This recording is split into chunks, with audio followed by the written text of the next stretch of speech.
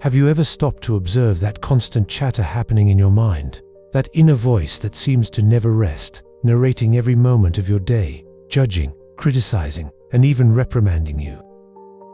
It's so constant that many of us don't even realize it's there. We assume that this voice is an essential part of who we are. But what if I told you that this mental chatter isn't really you? From the moment we wake up, that voice begins to speak. I need to wake up early. I have so many things to do today. Why did I say that yesterday? It's a constant narrative that not only describes what we do, but also judges and evaluates us. It tells us who we should be, how we should act, and constantly reminds us of our insecurities and mistakes. But here's the crucial question. If you can hear that voice, what part of you is the one listening? To understand this, let's do a mental experiment. Think of a recent moment when you felt overwhelmed by your thoughts. Maybe you were worried about the future or replaying a conversation that didn't go as expected. As those thoughts flowed, did you notice that there was a part of you simply observing? That part didn't judge or intervene. It was just there, aware of the mental noise. That part, that silent observer, is your true essence. The mental chatter, on the other hand, is nothing more than a tool. It's the result of years of conditioning, experiences, beliefs, and learning. It's a kind of echo of everything you've lived through and everything you fear or desire. But it's not your identity. In fact, many of the thoughts that arise in that mental chatter aren't even consciously chosen by you. They just appear. If we stop and reflect, we could say that the mind has a main job: to protect us. It's constantly assessing threats, planning for possible futures, and analyzing past mistakes to avoid repeating them. It's a survival mechanism inherited from our ancestors. But in the modern world, where physical dangers are much less frequent, this mechanism has shifted toward unnecessary hyperactivity. We worry about things that may never happen. We punish ourselves for small mistakes that others have probably already forgotten. And, worst of all, we let that mental chatter dictate how we feel and what we believe we are.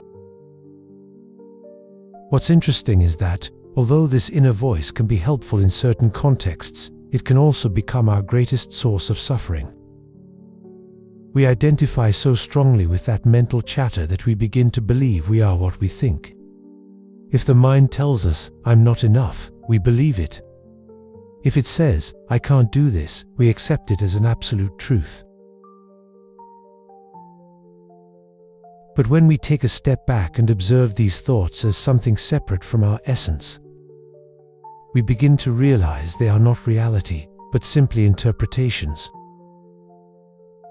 This idea of disidentifying from our mental chatter is not new. Many philosophical and spiritual traditions have explored this idea for centuries.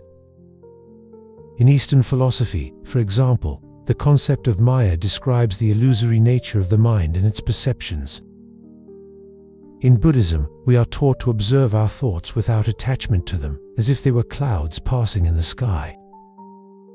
Even in modern psychology, techniques like acceptance and commitment therapy encourage us to create distance between ourselves and our thoughts, recognizing that they don't define our identity.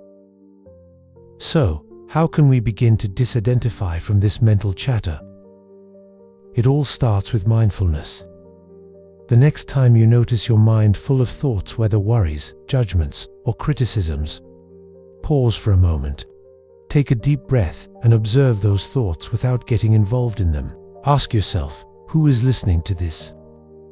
This simple question can create space between you and your mind, allowing you to see thoughts for what they truly are: words and images floating in your consciousness. At first, this exercise may be difficult. The mind has a magnetic power that constantly pulls us back into its narrative. But with practice, we can develop the ability to remain as observers, seeing thoughts come and go without clinging to them. It's a bit like watching traffic from the sidewalk. The cars pass by, some fast, some slow, but you don't feel the need to jump into any of them. When we achieve this separation, something beautiful happens. we discover that beneath all that mental noise, there is a space of calm and clarity.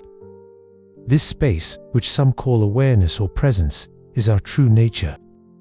It's not something we have to create or attain. It has always been there, we just hadn't noticed it. Living from this place of awareness has profound implications. For starters, it significantly reduces our stress levels. When we stop identifying with every negative thought or worry, we free ourselves from a great emotional burden. Moreover, we begin to respond to life more consciously and less reactively.